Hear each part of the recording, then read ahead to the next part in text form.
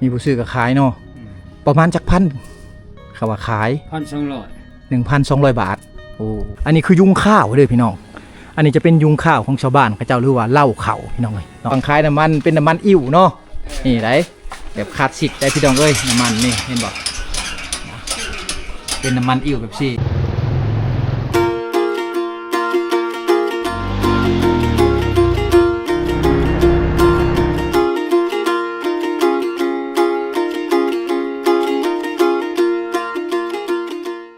เฮือนไม้อยู่ทางเขตนี่เป็นเฮือนไม้หลังบากใหญ่ๆพี่น้องเนาะตาสะออนเขาเจ้าได้คนอยู่เขตนี้ในเฮือนงามพี่น้องเนาะมีแต่เฮือนหลังบักใหญ่เลยนะเฮือนไม้เขาเจ้าอย่างไปน้อยหนึ่งพี่น้องนะเบิ่งบรรยากาศนำกันตัวเฮือนซานอยู่ถามกลางคุณเขานะเข้ามาเขตนี่เป็นเขตที่ว่าเฮือนซานกับเจ้าบ่มีเฮือนดินเฮือนก่อเฮือนปูนพี่น้องนะ3-4หลังอยู่เลี่ยนๆกันนี่ก็จะเป็นแต่เฮือนไม้ทั้งหมดเลยอันนี้ก็เฮือนเพิ่นคือกันพี่น้องเฮือนไม้นะโซนน่ะก็เป็นเฮือนไม้พี่น้องเนาะตาสะออนนะชาวบ้านเขาเจ้าอยู่ทางเขตนี่เขามีเฮือนไม้แบบ4หลังใหญ่ๆอยู่พี่น้องเนาะหลังใหญ่ๆอยู่อันนี้บ่โหนดบ่ฮู้บ้านเพิ่นจักชื่อบ้านหยังพี่น้องนะเดี๋ยวเห็นคนเดี๋ยวสิถาม มโนดก็เดินทางมากอะทางเขตนี้บ่ค่อยได้มาทางเขตนี้ปานใดพี่น้องนะก็เลยว่าโอ้โหเด้อก็ต้องขอโทษขออภัยนำนะแต่ว่าบรรยากาศหมู่บ้านเพิ่นนี่เป็นบรรยากาศที่ว่าคักพี่น้องเป็นบรรยากาศที่ว่าคักนะ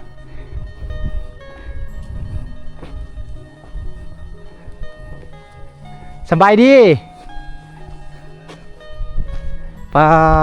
เงินซานมีแต่หลังบักใหญ่มีแต่หลังงามๆสบายดีโดยอันนี้บ้านยังก่ออีพอบ้านขามเตี้ยขามเปี้ยโอ้แม่นเมื่อเลยบ่ตามถนนทางไงผักครัวมานี่แม่นเมื่อเลยบ้านขามเปี้ยโอ้บรรยากาศดีเนาะคักเป็นเฮือนไม้ยุคเก่าพี่น้องเอ้ยในเขตเมืองเขานี่บ่มีแล้วเงินใหม่แบบสีหายากเลยลูกขอย่างเลาะในเด้อได้สบายเนาะโดยเอาขอมกขอบใจเพิ่นก็อยู่ท่ามกลางคุณเขานะเฮือนซานเพิ่นพี่น้องมึงผากเบิ่งนั้นจะเป็นผู้นะป้าต้องขึ้นผู้ได้ทางเขตนี่หาอยู่หากินตามภูตามผาแบบซี่พี่น้องเฮือนซานกับบรรยากาศดีเป็นเฮือนไม้ยกสูงทั้งหมดขามครัวมานี่นะบอกว่าจะเป็นภาคทางนั่นหรือว่าภาคทางมึงนี่เพิ่นจะห้องออกมักบ้านขามเปี้ยบ้านขามเปี้ยน้อยพอเนาะบ้านขามเปี้ยเมืองท่าบางทองบ่โอ้ขึ้นกับท่าบางทองแขวงสวรรณเขตเด้อพี่น้องเอา บรรยากาศดีหมู่บ้านเพิ่นเป็นเฮือนไม้ยกสูงทั้งหมดนี่ก็แม่นคือกันพี่น้องเดี๋ยวย่างรอๆหน่อยนึงพาพ่อแม่พี่น้องเบิ่งบรรยากาศมาในช่วงนี้ก็เป็นช่วงที่ว่าชาวบ้านก็ไปให้ไปสวนแน่บางคนก็มาแต่หาอยู่หากินแน่พี่น้องเลยเนาะทางเขตนี้เพิ่นเลี้ยงงัวเลี้ยงควายได้พี่น้องเหล้าเขาเพิ่นก็มีคือกันนี่เหล้าเขา1 2เหล้าเขาบักใหญ่ๆเลยพี่น้องโอ้มาเขียบนี่ดกขนาดอะไรโอ้มาเขียบนี่ดกอะไรพี่น้องนี่ น้อยนานะอยู่ฝั่งไทยเพิ่นจะห้องว่าน้อยนาอยู่ฝั่งลาวห้องว่ามักเขียบพี่น้องต้นมะเขียบดกขนาดเลยพี่น้องเนาะตัวบ่มีหลายๆเที่ยวบ้านบ่โนดบรรยากาศแบบสี่บ่มีแล้วพี่น้องบ้านนี้เป็นหมู่บ้านที่ว่ามีไฟฟ้าเลยมีน้ำบาดาลเลยพี่น้องอันนี้คือไหอันนี้คือไหมังกรนะโอ่งมังกรเลยพี่น้องเนาะบ่เป็นลายมังกรเด้ โอ่งมังกรนะยังมีอยู่สวนพักเพิ่นกะ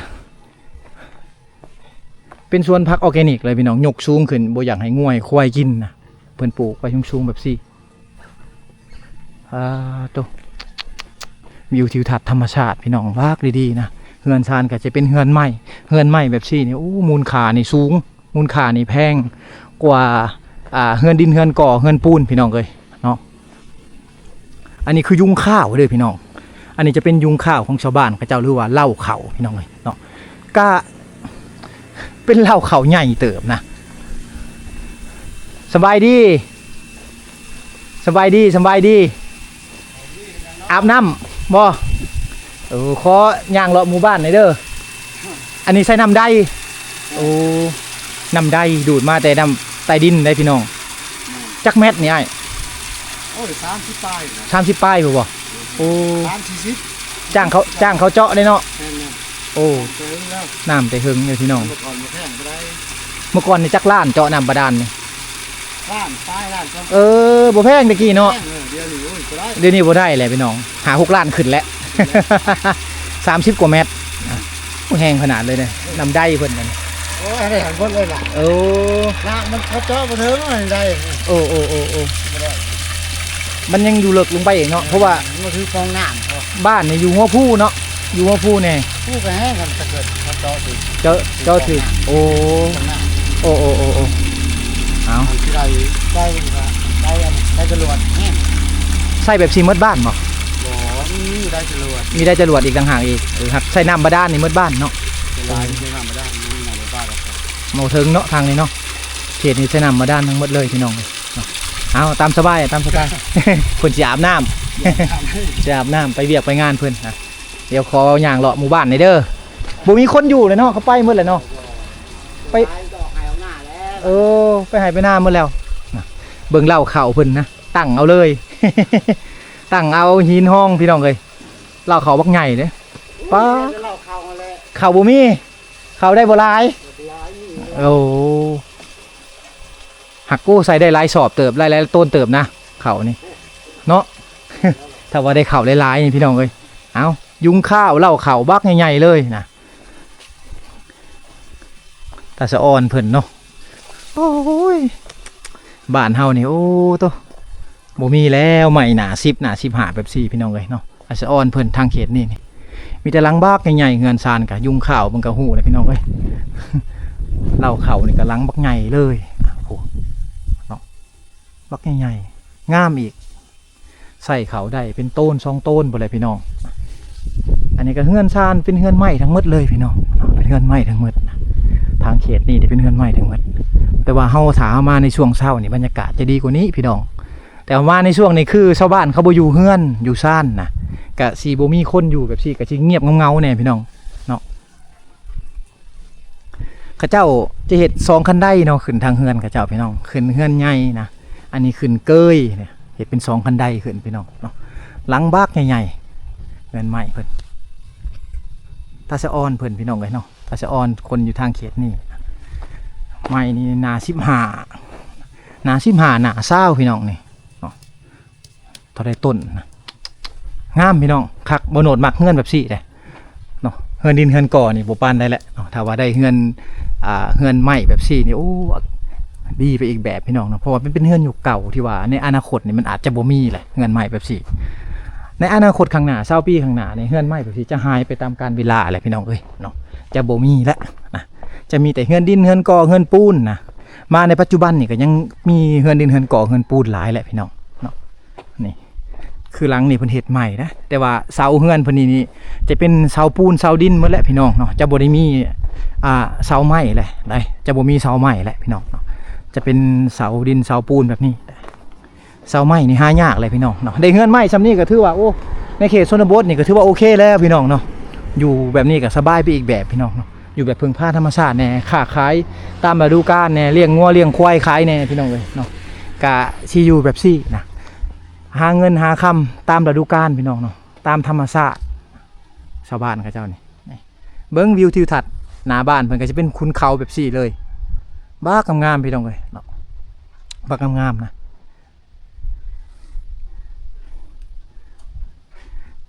นี่คือบ้านขามเตี้ยเด้อพี่น้องเนาะเมือง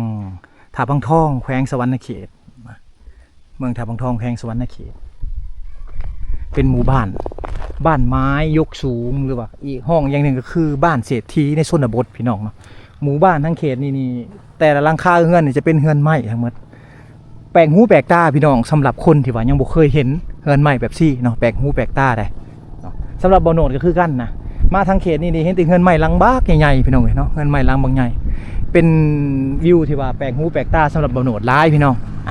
แล้วก็เป็นเฮือนที่ว่าบ่โนดมักนะบรรยากาศแบบซี่คักไปอีกแบบพี่น้องในการมาเที่ยวมาชมนะ เฮือนซ่านแบบสี่ในอนาคตต่อหน้าไป10ปี20ปีข้างหน้านี่เฮาก็จะบ่มีแล้วเนาะเฮือนซ่านแบบสี่ให้เห็นตามถนนทางแบบสี่พี่น้องเลยเนาะ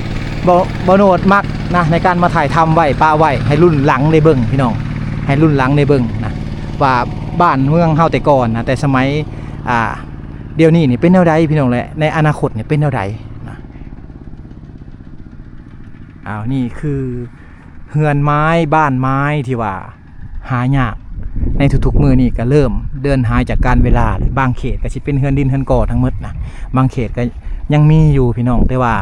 จะส่วนน้อยแล้วนะอันนี้คือเฮือนที่ว่าเพิ่นปลุกเป็นรุ่นเก่าทั้งหมดแหละพี่น้องเนาะเสาไม้แบบซี่นะเป็นรุ่นเก่าทั้งหมดแหละและอนาคตในบ่มีแหละพี่น้องเลยผู้ข้างหน้านี่แม่นผู้โฮงพี่น้องผู้โฮงนี่เป็นผู้หนึ่งที่ว่าเขาเปิดเป็นสถานที่ท่องเที่ยวได้พี่น้องเลยเนาะเปิดให้นักท่องเที่ยวมาปีนผู้นะอย่าคือกับตาดขมุดอะไรพี่น้องเนาะอย่าคือกับตาดขมุดอะไรบรรยากาศผู้โฮงคือกันกับตาดขมุดพี่น้องเอานักท่องเที่ยวเนาะเอานักท่องเที่ยวเชิญนักท่องเที่ยวมาลินมาเที่ยวพี่น้องเลยพากันปีนผู้ไปเบิ่งจุดชมวิวในผู้โฮงนี่จะมีอันนั้นน้ำตกพี่น้องนะที่ไหลมาใส่เซกือน้ำตกนะเขาจะห้องว่าเซกือพี่น้องช่วงนี้ได้เป็นช่วงที่ว่าข้าเจ้ามาลินน้ำกันชาวบ้านข้าเจ้าอยู่ทางเขตนี่เขาเปิดเป็นสถานที่ท่องเที่ยวแล้วต้องการหากเอานักท่องเที่ยวมาลินมาเที่ยวพี่น้องเลยพี่น้องโอ้โหมันเป็นหลังไม้ทั้งหมดเงินซานข้าเจ้านี่คักพี่น้องทางเขตนี่คักเนาะ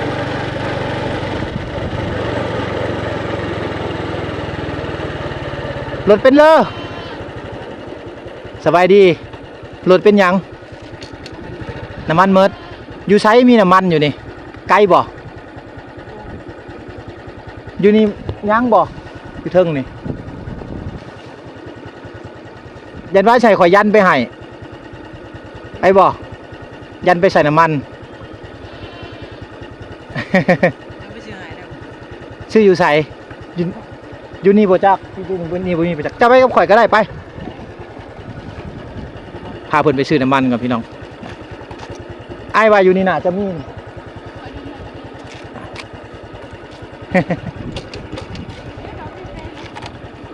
พาเพิ่นไปซื้อน้ำมันรถเมิดว่ะ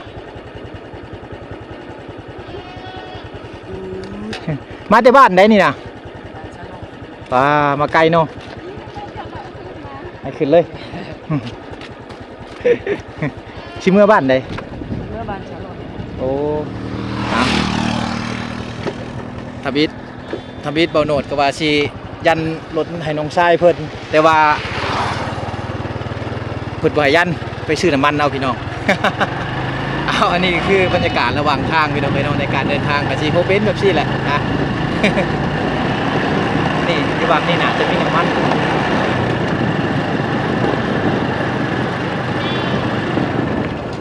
นี่ที่วางนี่น่าจะมีน้ำมันนะมีน้ำมันขายอยู่บ่มีบ่เด้น้ำมันมีอยู่ไหนน้ำมันลดหมด เพิ่นมีน้ำมันขายอยู่นะชื่ออยู่นี่เลย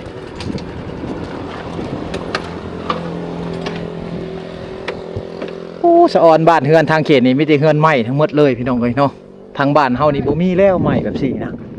บ่มีแล้วพี่น้องเลยขายในใดพี่พอน้ำมันขายในใดขายลิตรละ40,000ลิตรหนึ่ง40เงินจะพอบ่เหลือ10,000เอาย่างต่อมัน บอกเขาบ่ได้เอาเขาน่ะพาเพิ่นมาซื้อ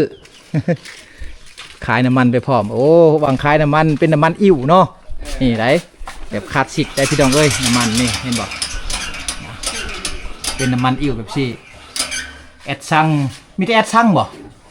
แม่น โอ้ กระช่างกระชวน ขายแอดซังกระชวนนำมีหมด ซื้อน้ำมันลิตร1ลิตรถึง40,000พี่น้องเนาะอยู่ลาวเฮาเด้40ก็ที่ถือประมาณ80บาทนะเป็นเงินไทยประมาณ80บาทนี่ก็สิเป็นห้องอิ่วแบบซี่แหละมากับเมีย2คนนี่บ่เมียบ่หรือเอื้อยบ่แม่นหมู่กันคือว่าเมียเพิ่น มาแต่งมหอยมาแต่เอาหอยพี่น้อง บ่โดดเห็นก็เลยว่าเอ้าพามาซื้อน้ำมันรถรถเพิ่นก็จอดอยู่ลุมพุ่นแหละจอดอยู่ลุมพุ่นใครแต่ว่าแถวนี้ยังมีบางเขาขายน้ำมัน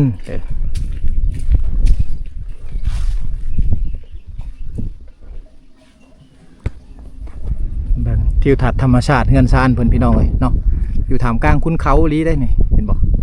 มีเฮือนไม้นะหลังบ้านก็สิเป็นภูเขาแบบสี่บรรยากาศดีขนาดเลยนะถ้าว่าถึกช่วงฝนตกนี่โอ้มีเป็นทะเลหมอกเป็นเฟือกขาวๆไหลเลยพี่น้องเนาะตามหัวภูแบบนี้ได้เบิกไอ้ตื่มให้ไอ้ซอย 30,000 ไปอ้าวซอยเพิ่น 30,000เอาไอ้ซอยเด้อสวยสิฮอดเฮือน บ่ได้ใกล้ ไก่บ่ได้นะ สิย่างเอาบ่หรือใด บ้านได้แหละบ้านได้เพิ่นฮะ บ้านจะลอย บ้านชะลอย ๆ วันสะลอยว่ะเอาเพิ่นนี่รถเพิ่นอยู่นี่พี่น้องเอ้ยนะเพิ่นสิย่างเอาบ่หนวดก็สิได้เดินทางต่อไปก็ได้พอเด้อเพิ่นบ่ขี่นำบ่หนวดอยู่ใกล้ๆนี่แหละก็ซอยเพิ่น 30,000 พี่น้อง ซอยน้ำมันน้องชายไปก่อนเด้อเราก็เดินทางกันต่อพี่น้องนะอันนี้คือบรรยากาศระหว่างทางนะพอมีสำได้สำหนึ่งกับซอยเกลือกันพี่น้องเลยเนาะเด็กน้อยเขาเจ้าหามาแต่นั่นเอาหอยนะงมหอยส่วนที่ได้หอยเป็นกระสอบก็บ่ง่ายพี่น้องนี่คือเอาเขาไปขายเด้อสบายดีล่ะไอ้ถามแน่หอยเนี่ยเอาไปขายใส่ บ่เอาไปกิน เอาไปกินคิดว่าเอาไปขายหอยยังอันนี้ หอยประกวน โอ้หอยประกวนไปงมแต่จักโมงนี่ เลย8 โมง 8 โมงเช้า โดย หาก็ได้จักสอบ2 สอบตัวไอ้ซอยน้ำมัน 30,000 เด้อ ยังไกลเนาะบ้านเนาะเอาพุ่นย่างมาอยู่ไปก่อนเด้อเอาสวยสิฮอดเฮือนพี่น้องเอ้ยบ่ง่ายพุ่น มาแต่งมหอยว่ะ2 คนซอยน้ำมันเพิ่น30,000 กีบพี่น้องแต่สิประมาณ50 บาทได้บ่โนดให้ก็ตามที่บ่โนดมีพี่น้องเนาะบ่โนดกับบ่มีคือกันไปเบิ่งวิถีชีวิตชาวบ้านเขาเจ้าก่อนพี่น้องก่อนเดินทางนะอีพ่อเพิ่นสานแหอยู่พูน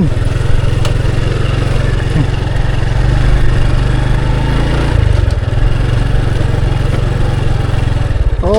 สบายดีแม่โอ้อีพ่อเพิ่นสานแหเห็นเพิ่นสานแหก็เลยมาแวะมาเบิ่งไปสมุยแขวงสารวันผู้แหละแสดงลาวเวียดนามนะ อีพ่อสานแหขออนุญาตเด้อพอเด้อขออนุญาตจักมือแล้วนี่สานแหนี่ 3-4 มื้อแล้ว โอ้3-4 มือแล้วเอาไปใส่เองบ่ ใช่เอง โอ้ ขายแน่เขามีผู้ซื้อก็ขาย มีผู้ซื้อก็ขายเนาะประมาณจักพันเขาว่าขาย 1,200 1,200 บาทโอ้ประมาณ6 7 8 แสนป้ายกับ9 แสน ทำยังเรียบร้อย แล้วหมดเลยนะอันนั้นก็แม่นเนาะ แม่น ตึ กแล้วนะ ตัวนั้นแล้วอันนี้เพิ่นสาน3 มื้อได้ประมาณซั่นนี้นะก็ถือว่า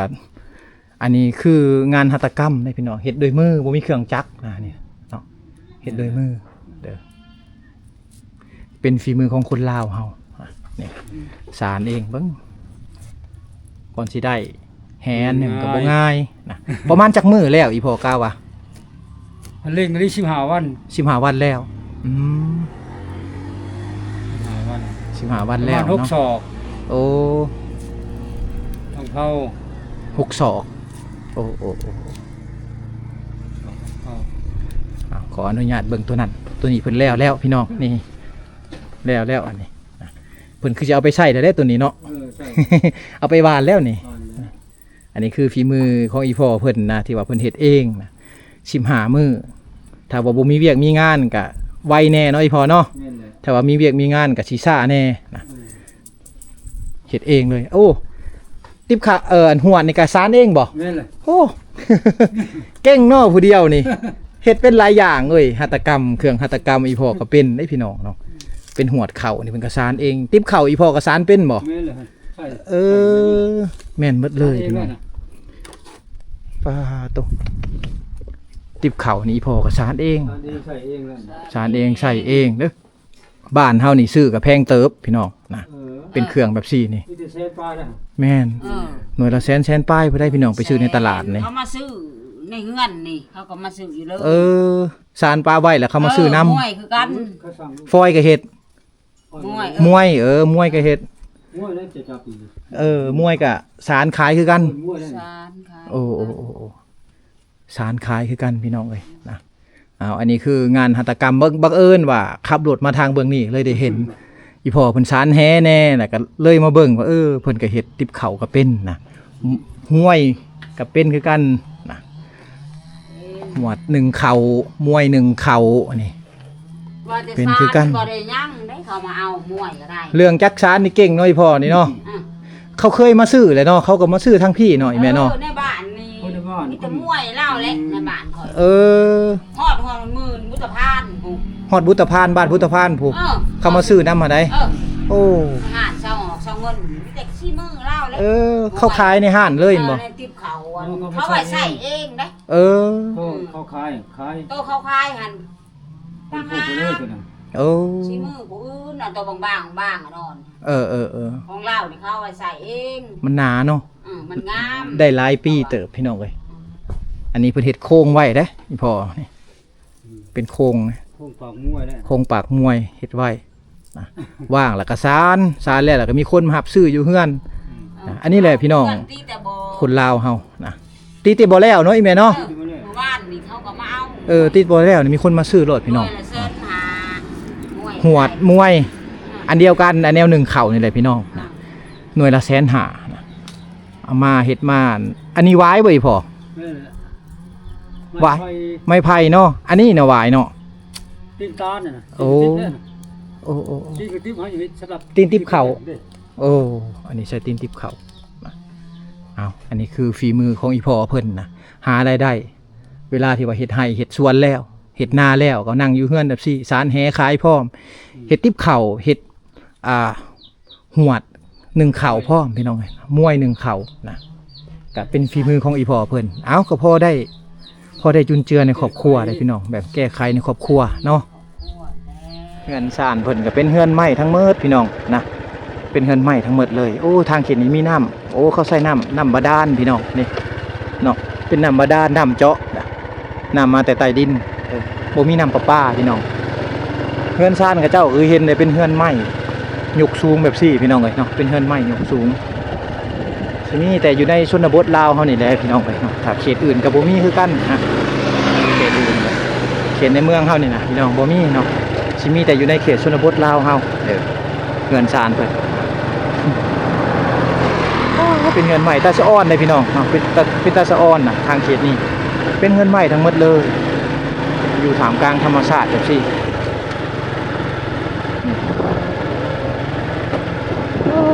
ต้องเรียนสับลาบไปเป็นเงินใหม่ล้างสูงๆแมนทั้งหมดพี่น้องเงินใหม่ทั้งหมด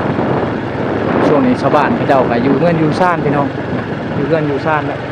ไปเขาก็บ่ได้ไปให้ไปสวนพี่น้องเลยเขาแล้วมื้อแหละให้นาตากะเขาเจ้าอยู่ทางเขตนี้ได้น้ำมื้อแหละ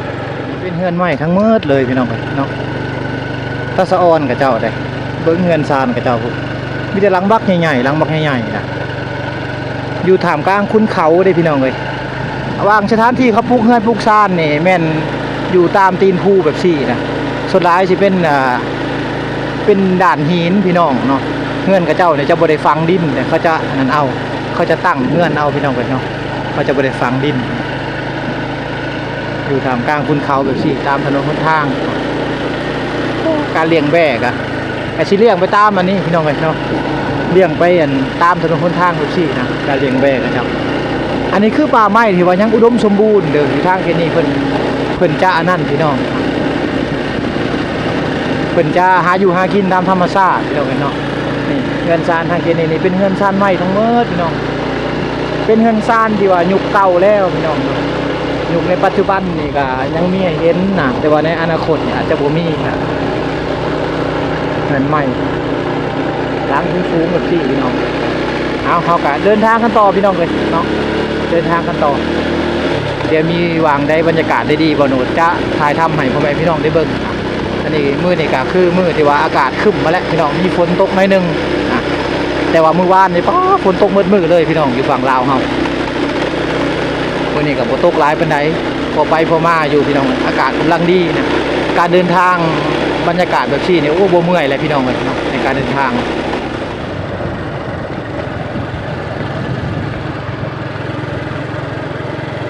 บ้านไม้ยกสูงพี่น้องเอ้ยเนาะบ้านไม้ยกสูงนะจะพบเห็นแต่อยู่ในเขตชนบทลาวเฮาเฮือนหลังนี่โอ้โหหลังบักใหญ่เลยพี่น้องแต่ว่าเห็นเป็นลวดลายที่ว่าบ่คือกับหมู่เด้เนาะจะคือทางภาคใต้จะคือเฮือนชนเผ่าพี่น้องเนาะเฮ็ดสูงๆแบบซี่แหละหลังคาซ้อนกันแบบซี่